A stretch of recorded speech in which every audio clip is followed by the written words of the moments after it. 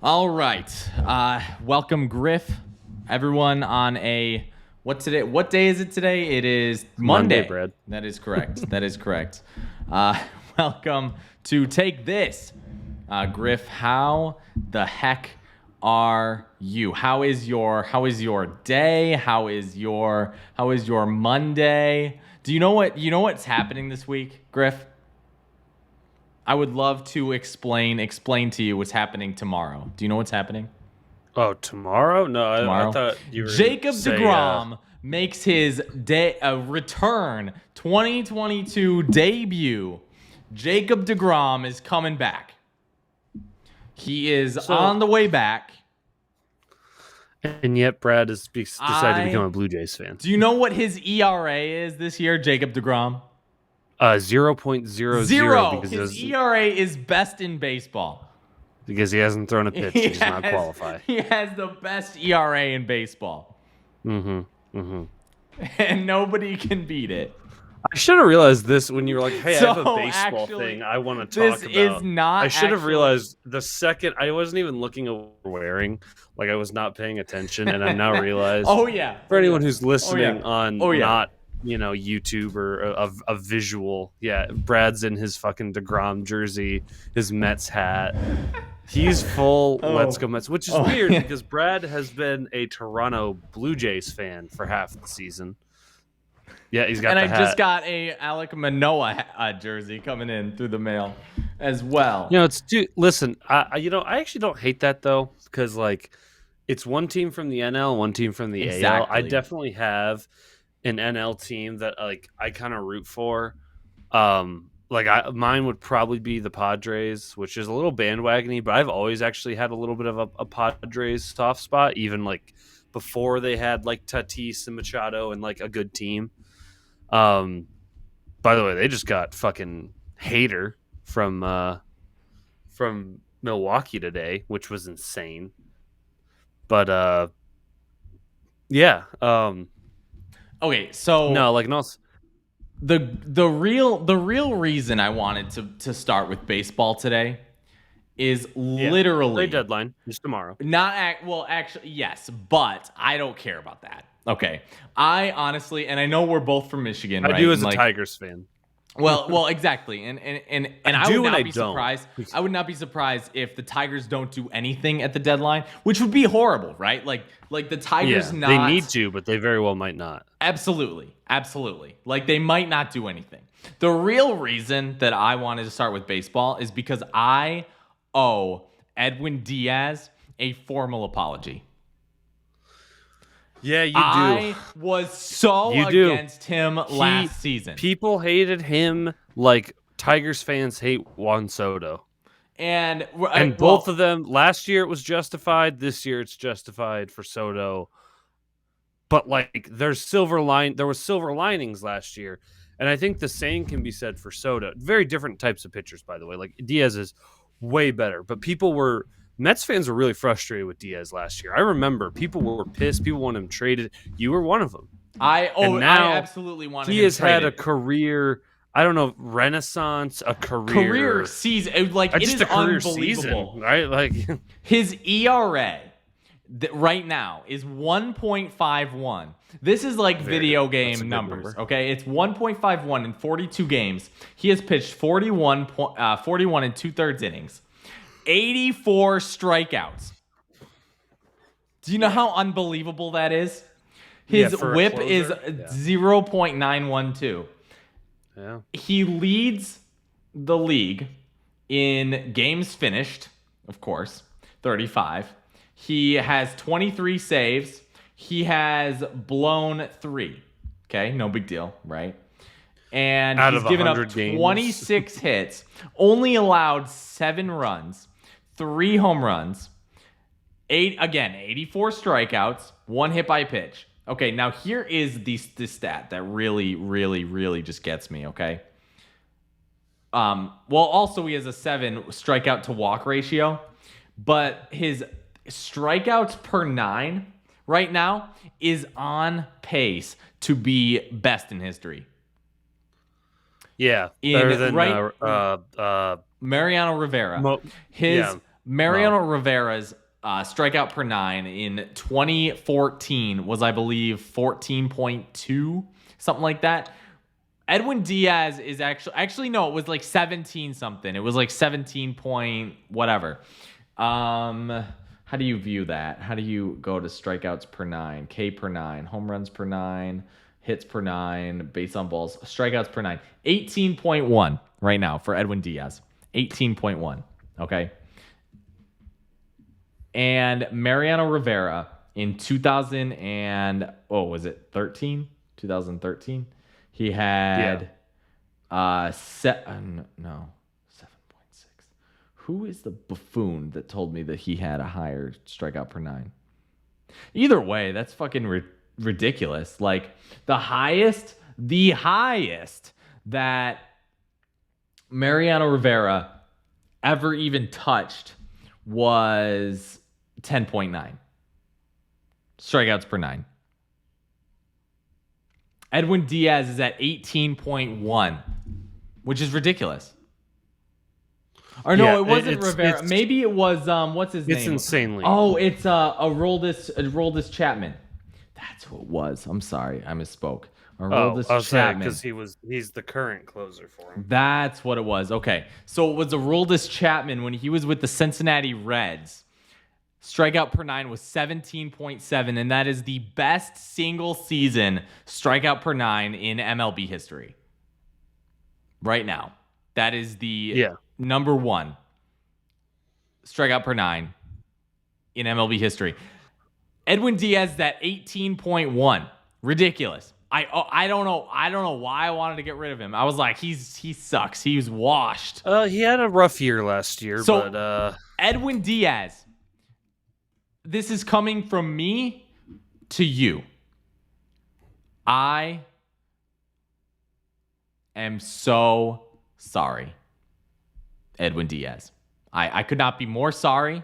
There's so much more I could say, but I won't say it because we're on a time crunch and we got to talk about college football. But there is so much that I would like to say.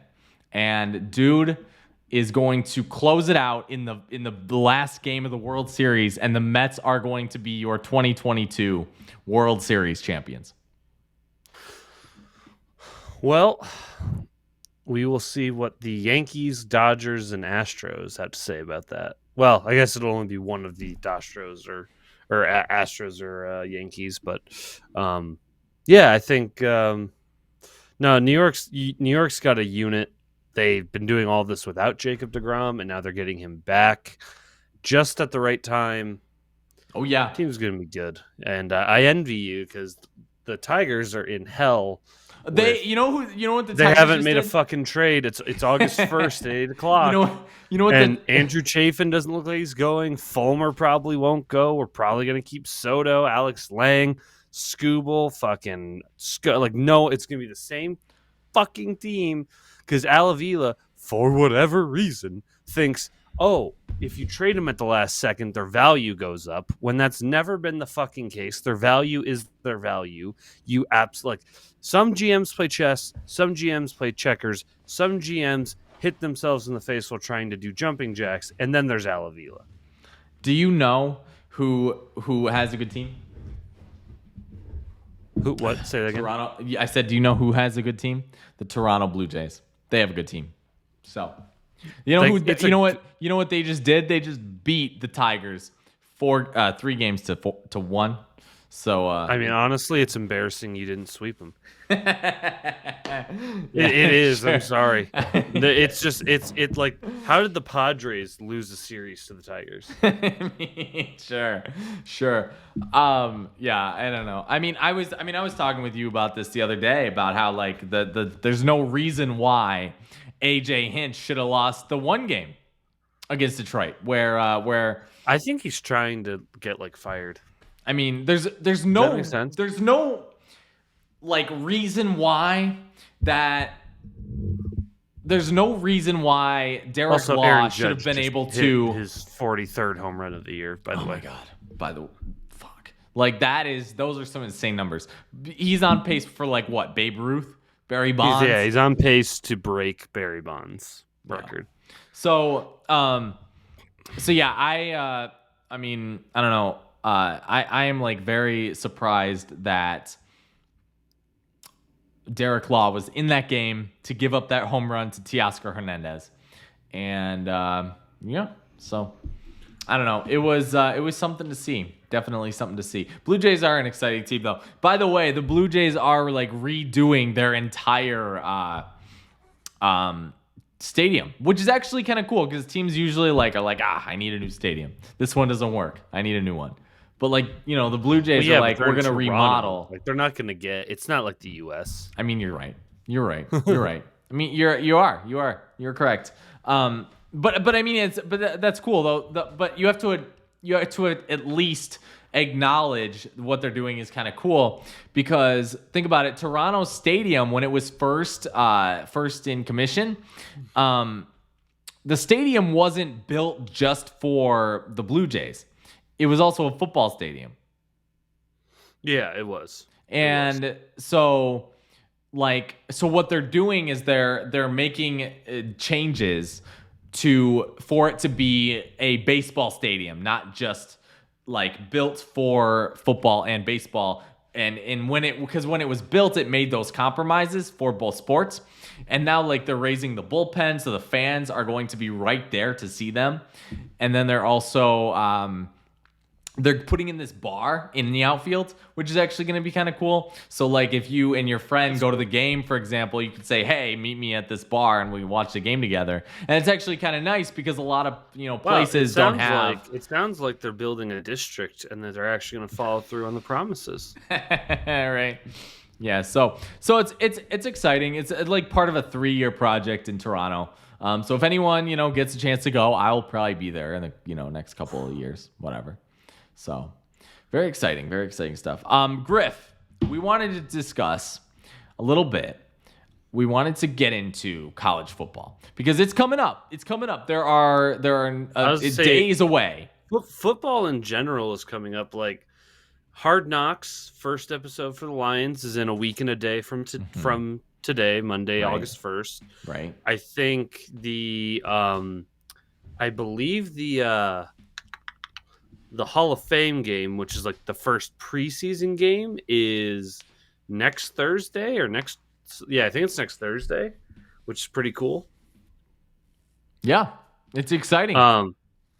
And yeah, like football's back, right? Like I don't have to care about the Tigers anymore because I can look at training game videos of the Lions. I got preseason hockey that I can go to because I have season tickets for the Red Wings now. So like that's going to be at the end of September is like the first, the 2 preseason games I get to go see.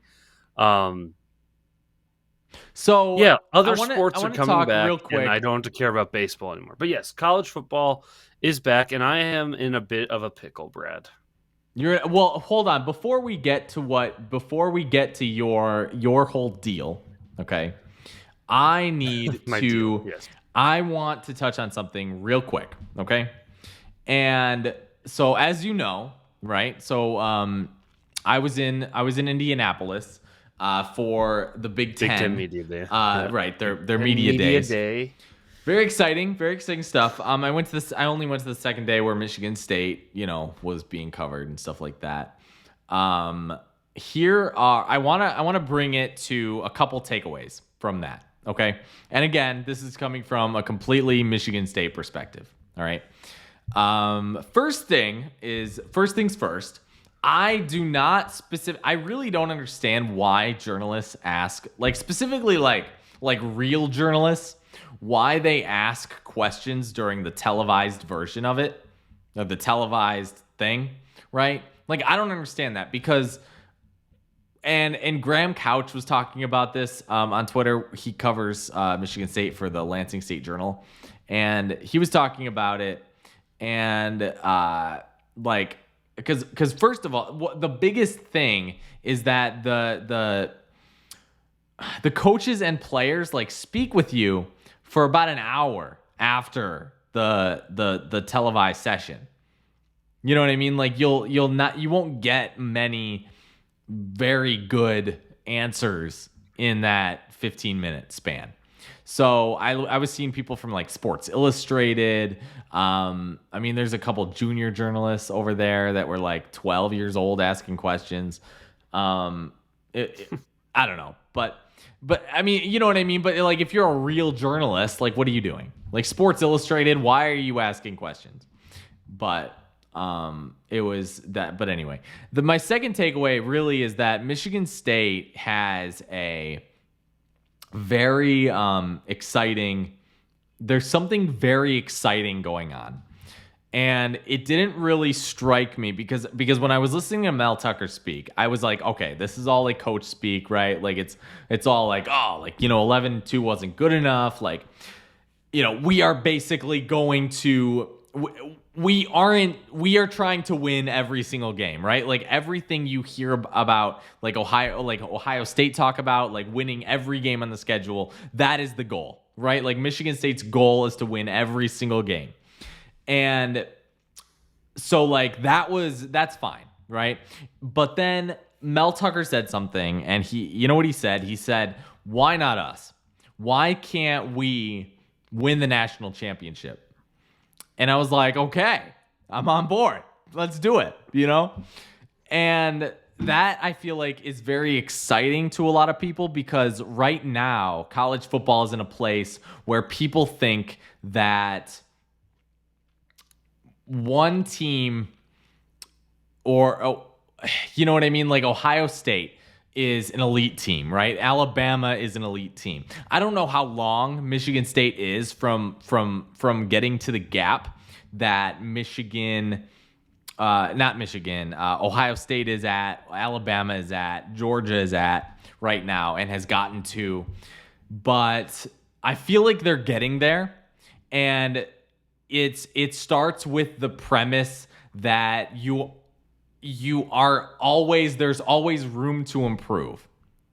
And that sort of verbiage is something that, for example, I haven't seen, and this is just to name names, but Michigan hasn't really like done, right? Like they come in with this like entitlement, right? Where they're like, okay, I deserve to win this game, so I will win this game. When that is not always the case. Like you have to earn your way to get that sort of respect.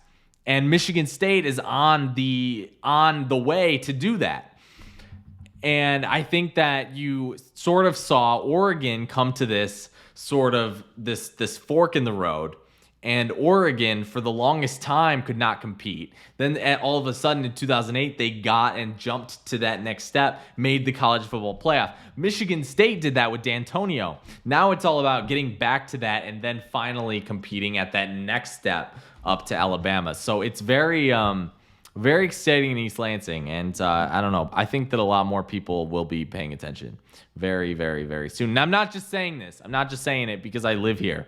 Like I am literally like it is very exciting. Do you think they do as good as they did last year? I don't know. That is hard to say. I think that I was very, very, very because you had said pretty much like February, right? Like very like pretty quickly after the season was over. I'd said like you had said, I think Michigan State's going to have a letdown year. Right. Because you can't just replace Kenneth Walker that easily. There's a lot that, your passing offense was the worst in college football. And now, obviously, it's going to improve, but it's not going to go from worst to first. It's going to still be painful, at least I would imagine.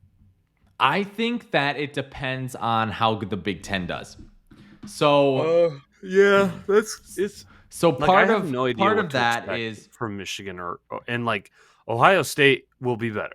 Like I think there's Ohio a very State good chance. Undefeated. I think that there's a very good chance that Michigan State beats Michigan again. I think that I am more sure of that than I was back in February. What's more likely to happen? Well, I think this probably isn't. What's more likely to happen? Michigan beats Michigan State, or Ohio State beats Michigan? It's definitely more likely for Ohio State to beat Michigan. Like and 100%. And I think that Michigan's at, while Michigan State is losing a lot of players, so is Michigan. And they lost their whole defensive line. That defense is going to be offensive impossible coordinator. to. Yeah, they lost their defensive coordinator. They lost their offensive coordinator. They lost their safety. They lost their two of the better edge rushers in the country. 2 edge rushers that would have been first-round picks had it not been for Ojabo tearing his Achilles. And, at his pro day. There's just... That team has a lot to replace. Now, I do think offensively they're better because they have Ronnie Bell. Right. And that offensive line won't really miss a beat. But you're right. The defense is going to be an issue.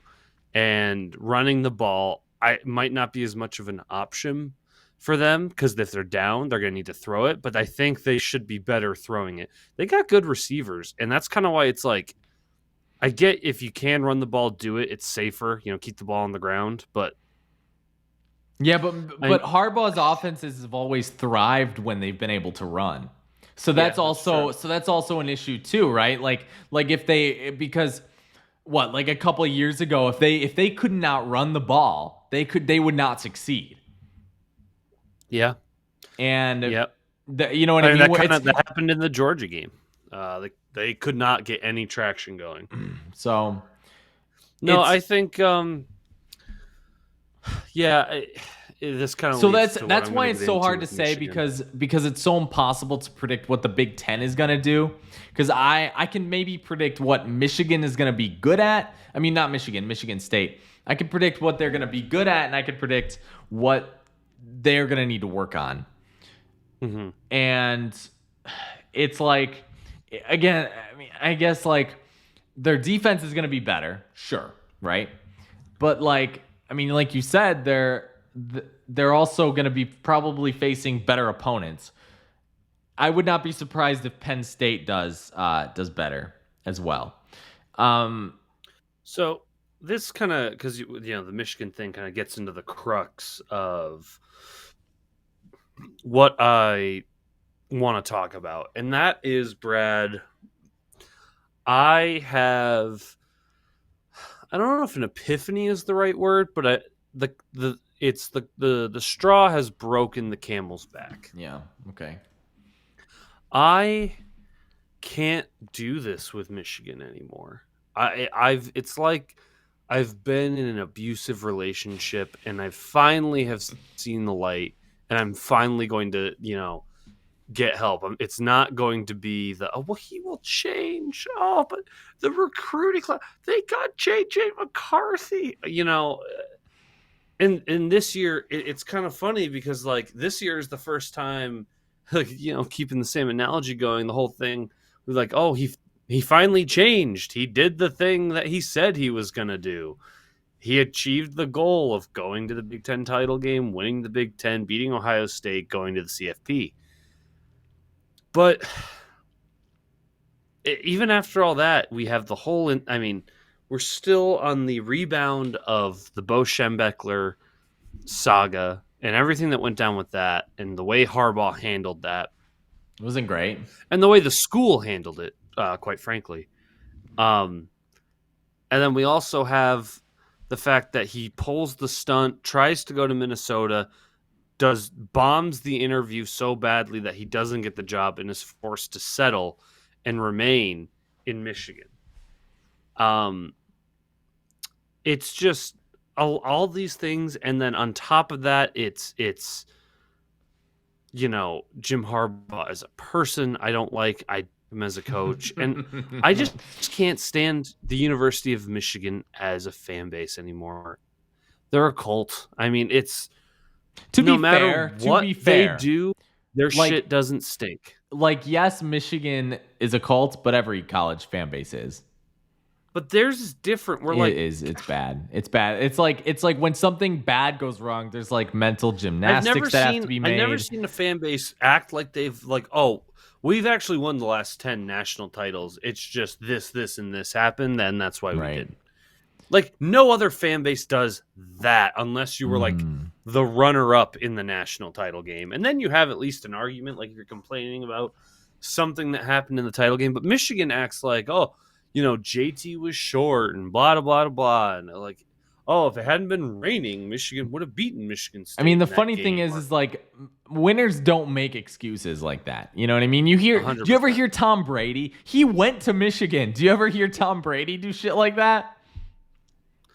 You don't hear most. It's not even Tom Brady. It's not like, oh, you need to be like this insanely good player. Like most people don't make those kind of excuses. But what does Jim Harbaugh do when they lose to fucking MSU? Makes up a lie that the NCAA talked to him, even though there's no proof that ever happened. Yeah, I just can't do it anymore. And so I have rescinded my Michigan fandom. I'm not doing it. You're turning it in your resignation. Yeah, I mean, literally, like I have a Michigan shirt. I'll still wear that because it's a very nice shirt. It's comfortable. I mean, two, my wife goes to U of M $80. Dearborn. Well, it wasn't that expensive, but like I'll wear it because my wife at least goes to the school, which is nice. That's all fine and groovy. But I'm not gonna continue to give them my time money. I'll still watch them for the sake but of also the show like even by your wife's standards, that's not even like she doesn't thing care about because fucking Michigan but football. she also doesn't. It's not like she goes to the Ann Arbor campus. Yeah, like I know what you mean. You know what I mean? Like, there's not quite the school spirit of it. Right. Like, if someone goes to like an off campus, I feel like it's a lot more like a school sort of thing. It's not like the college, Brad, where I'm at is I don't know who to root for though. Michigan State, obviously. Central Michigan, 2026 national champions. I love some action, but I'm not dedicating all my time to. I did think about it. Like, so Michigan State feels hypocritical, but it also feels like the right place to go because I like a lot of the things Michigan State does. I love the way that they go about things, and I love Mel Tucker. You could also be an Ohio State fan. And like, no, so here's the thing. I thought about that. My grandfather was the biggest Ohio State fan you'll ever meet. Yeah. I hate Ohio State, but not as much as most Michigan fans because I've always had that connection. Like when Ohio State beat Michigan every single year, I at least knew my grandfather was happy. And that was like, that's nice. I took that, right? That was a nice moral victory that I could at least attach on to, because, family's bigger than sports, man. It's just sports. No, and I do feel like Michigan State's the place to go. I like the way they run the program. I like the way they, their fan base is like Michigan State does have like a culture. I would say like the way that they, their plus East Lansing's a pretty nice campus if you ever want to come out. I'd love to. I mean, tailgates at Michigan are fun. Tailgates anywhere are fun, right? Like anywhere in football is a good tailgate. The only thing that I would say is I'm not a terrible big fan of Michigan State Stadium, but that's about it. Yeah, dude, the grass is tough. You guys need turf. Like they need to. I mean, it talk doesn't to help that like Michigan State is the whole part of their thing is agriculture, right? So their like whole thing is producing synthetic like grass. Dude, I get that, but no one is going, "Oh, dude, we got to go to Michigan. We got to go to Michigan State because look at the turf on their field that looks like shit." Right. Exactly. Just get the turf. It doesn't help. Looks so much better at look at Michigan, look at Ohio State. The turf looks so nice. Yeah. But tough. I do think that's where I'm going to end up. I think I'm going to be kind of a floating fan this year. I will watch both Michigan and Michigan State. I watch Michigan with I wouldn't say objectively. I'm gonna watch them as I don't really like them, but it's I'm not entertaining. Gonna root against them necessarily. You want to see what's happening. I will watch them. It's like a car crash that you're just gonna watch. And I think I'm going to watch Michigan State and try to be in the mindset of I'm a fan of them and see if I can do it because I don't know if I will. And I'll probably try to find another pet team to root for. That's what like, that's you know what's exactly what I did with I would have baseball. loved. I've always liked LSU, like even when I was a kid, because I love the colors, and I wanted Les Miles to go to Michigan, but then Michigan fucked that up, and they didn't get Les Miles, and instead we got Rich Rod and Brady Hoke. Different story. And I would love to. They were going to be my team. I was going to go become an LSU fan, but I fucking hate their coach. Fuck, what is his name? I just had it. He was just at Notre Dame. Brad, help me here. Come on, LSU's coach. He does all the weird dancing he used to videos be with recruits. something Brian Kelly. He used to be what at CMU. I think he was so. Actually he was pretty also good with CMU. He was at Notre Dame. That was the more important one. He's at Notre Dame. Yeah, right. Brian Kelly, the dude with 2 first names. Yeah, you can never trust him. I fucking hate him. You never trust a man with 2 first names. It's true. At least that's how the saying is. I was gonna pick LSU. LSU was gonna be my team, but now I don't think I can because I hate Brian Kelly. Yeah. But I think they will be my pet team. I'm gonna watch Michigan. I'm gonna watch Michigan State, and I'm probably gonna watch LSU's games and just try to I hate Brian Kelly, but he's not like Jim Harbaugh awful where I hate him as a person. I mean, I do hate him as a person. The way he left Notre Dame was cowardly as shit, but he hasn't excused crimes against humanity as far as I know. So he's better than Jim Harbaugh in that regard. I love that that's where we're setting the bar at. Low bar. Yeah, no, I'll probably root for LSU and probably root for Michigan State. And those just might be my 2 teams going forward. And like I said, being a Sparty will be very interesting. But I'll probably buy a hoodie, and my dad will probably be like, "What the fuck?" But that's not a super big Michigan fan. But he'll probably be like, "Wow, okay, very interesting." Yeah. So that's probably what. And then you can move to East Lansing. Perfect. I'm never moving to Lansing. That is a shithole. That's probably a good idea. Good idea. It's not a shithole. Just too expensive. It's just too expensive. You think Lansing is expensive? Yeah, it's Lansing. It's pretty fucking expensive compared to where I live. No, the only difference, and I'm not about to get into housing with you, but the only difference between Lansing and Metro Detroit really is the quality of housing is a lot worse here.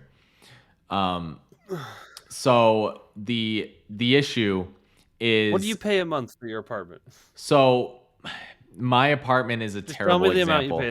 My apartment is not a good example. I live how much could you find an apartment in downtown Detroit? That is the comparison that you're making. So you pay downtown Detroit, those apartments down there can be $2-3 grand a month. Probably closer to $3. But that's exactly my point. I pay $1,600. I pay $1,600 a month for my apartment, which is right across from Lansing, from the Lansing Lugnut Stadium. It is a corner. It's a block away from the Capitol building. But my point is what do you think an average 2-bedroom apartment goes for there? Here in Lansing. In Lansing, if I had to guess, probably $900. Oh, well, 1,000, the only way you're getting one for that cheap is if you got to have 7 locks on your door. So well, that's what I'm saying. I mean, it's not it's not terrible, but I don't know. It's I guess it depends on where either you way. live. It doesn't matter. But yeah, I'm not moving to Lansing. Yeah, no. Just nothing there for me. East Lansing's expensive. I can tell you that much. Oh, see, there's the difference. Are they 2 different townships? They are literally 2 different cities. That's so dumb. Anywho, sort of. It is, isn't it? But it's funny because they give off 2 separate vibes. Yeah. So Brad, I am done with the University of Michigan from a fan standpoint. Yeah, I have just decided. When we started doing this podcast, wasn't I a Michigan fan? I believe so. No, you had gone to Michigan State at that point. Was I? Yes. I know when I moved to Lansing, I was a Michigan fan. When I first moved to Lansing, I was a Michigan fan. And then it was the Bo Schembechler and Harbaugh comments that threw me over the edge. I could not take it anymore. I literally could not take it anymore. Yeah, and that's kind of what did it for me in this last season. Really, really finalized that for me as well. Well, because like it was so much. I was so sick of the suffering, you know. Because like Michigan fans come into every single game and they're like, we will win this game because we deserve to, right? Whereas like Michigan State is like it's a much different mindset. I guess like I almost phrase it as like they expect to win, and if and at least that's what I got out of the Big Ten media days, is that Mel Tucker gave off this vibe of like, and he even said it himself. He said, we expect to win. And that is almost their standard, right? Whereas in Michigan, it is more of an entitlement. It is much more like, we want to win, we will win, we are entitled to win, we deserve it, with no predication on what they did or what they will do. I mean, the whole reason, that they decide the games is because, for these exact, instances. Here's my prediction. Here's my bold prediction, Griff. Michigan will not win another Big Ten title for the next 5 years. It's entirely possible. I think it's very possible. I do not think that Michigan will go back to win another Big Ten title for a while. 5 years from now is a whole new recruiting class. Like every player on these teams is replaced with a different one. I mean that's true. They'd be like in the next 2 to 3, I 100% would bet that. Like I probably is like negative like 2,000 odds, but yeah, I believe that. Yeah, I just think they're just not gonna be able to do it.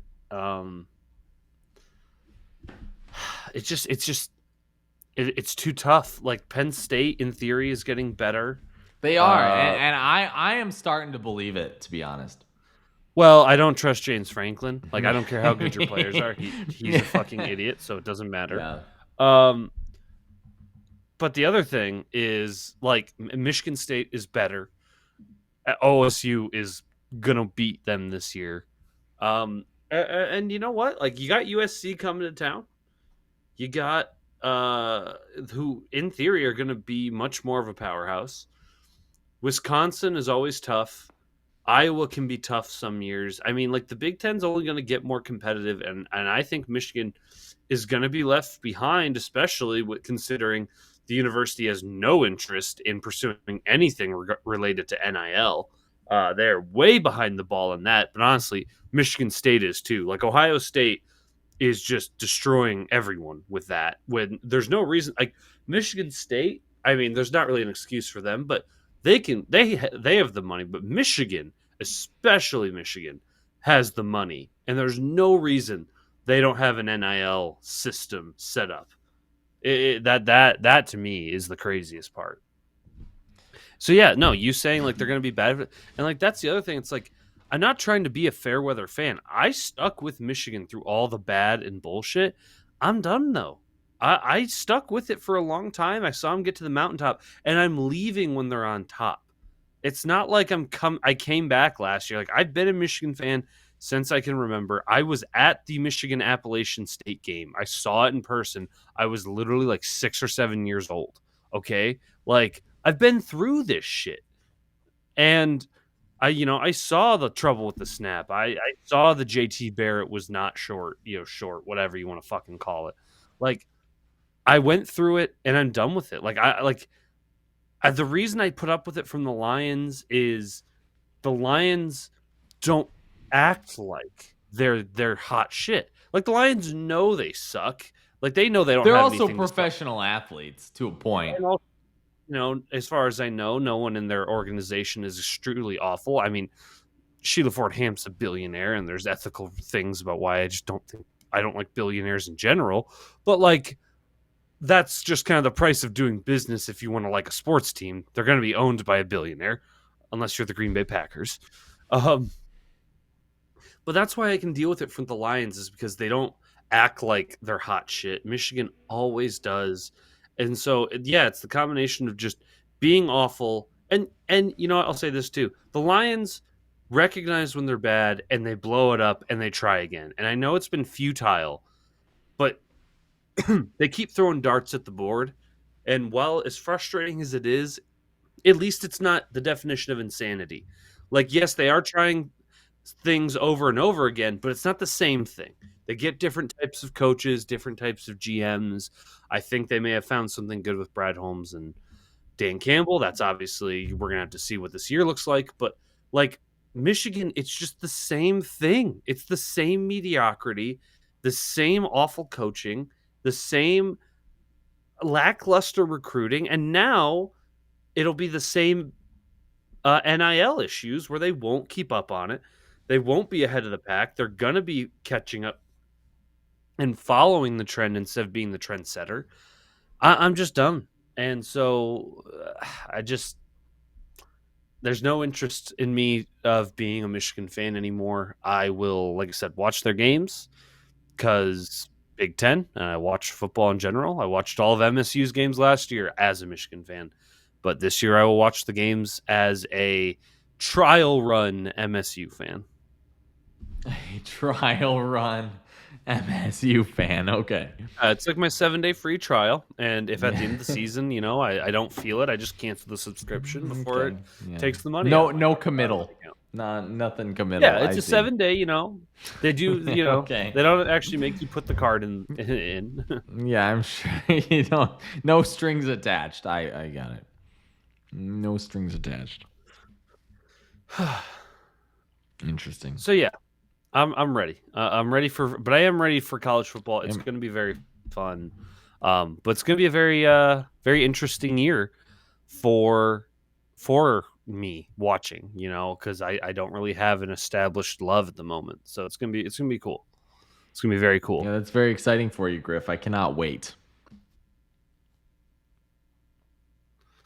So that's my confession. I am rescinding my Michigan fandom, and I will be yelling "Go Blue" no more. Go Green. Go White, right? That's how it goes. Dude, I actually I don't know. I didn't know that. I know your guys' fight song, but I don't know it that well. I know it's Go Green, Go White.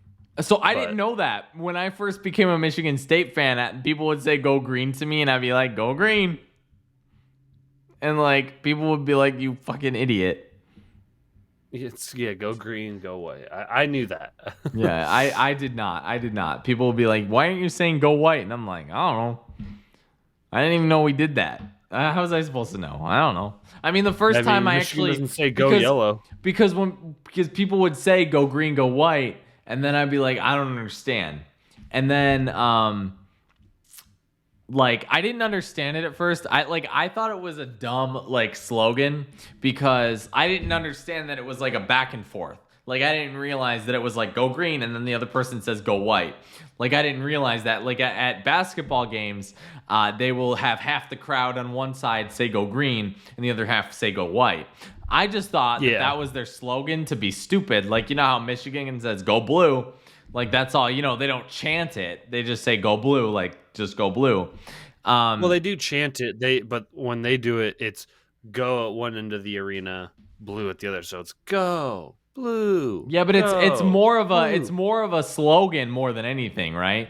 And yeah, it's definitely more of a slogan, right? More of a quick thing to say. And so that's what I thought it was for Michigan State, and I was like, why are you saying Grow White? That's such a neutral color. I was like, that's stupid. You shouldn't be chanting a neutral color. But then I realized that it's actually a gimmick that they do, and I was like, okay, that's kind of cool. But yeah, so all right, Brad. Are you ready to wrap things up? I am. I am. Can I do it this time? Yeah, but can you handle it? I don't know. You gonna do it right? I am. I'll do it great. Now, real quick, Just some programming notes. I think in the upcoming episodes here, obviously we're in August, we still have a little bit of ways to go. Not sure what we'll talk about next week, but the week after we'll probably talk about the first week of Lions on Hard Knocks, just because it'll be interesting. It's kind of going to be the first bit of football media anyone's going to get for the new season. But in like September or towards the end of August and all that, we are going to start getting.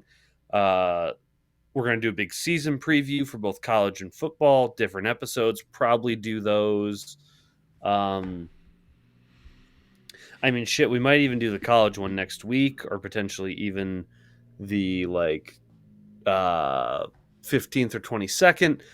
And we will also do one of our fantasy football breakdown. Brad, you and I should join like a league of randoms this year, and you and I do a draft. Yeah, we should. We'll figure something out, because I'd like to have a fantasy duel on the show. I think that because once we get into football season, the show gets a little more segmented. Where we could do like a 2-man fantasy league?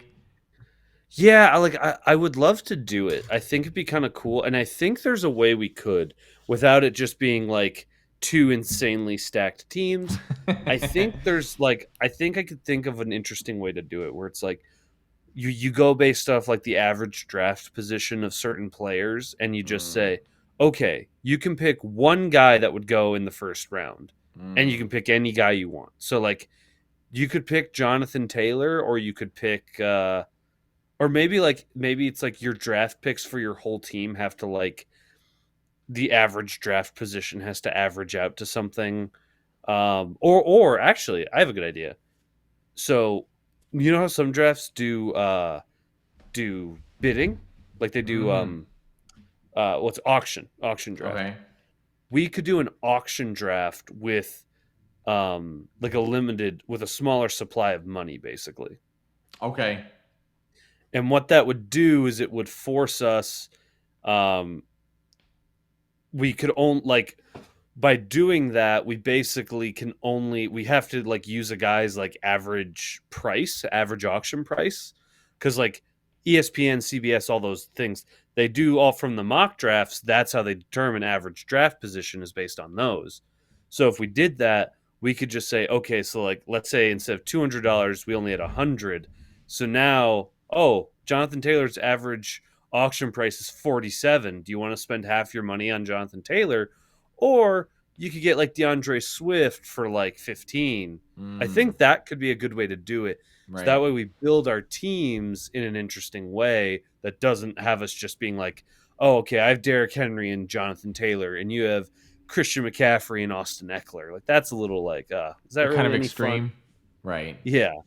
So I'll look into something like that, because that could be a very fun thing we do. We could do like a live episode of just us doing the draft. That would be fun. That would actually be pretty fun. And it would be a good. We could like almost incorporate that into the draft episode. Mm-hmm. But yes, we will do something like that. Stay tuned. Very exciting stuff. Football's almost back. Hockey's almost back. Basketball will be here before you know it. It's going to be a good time. Brad, why don't you sign us off? Okay, Griff. Are you ready? I am ready. Bye. I'm just kidding. That is not my sign off. Okay. Ladies and gentlemen, and anyone else,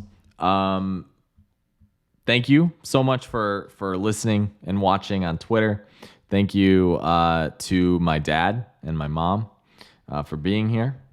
And thank you to anyone who follows us on Twitter, all like 34 of you.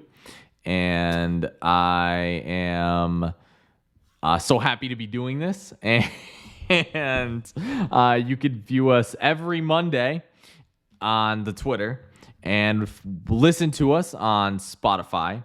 And don't forget to drink water and make your free throws. How did I do? That's it. Perfect. All right. Bye, guys. Bye, everybody.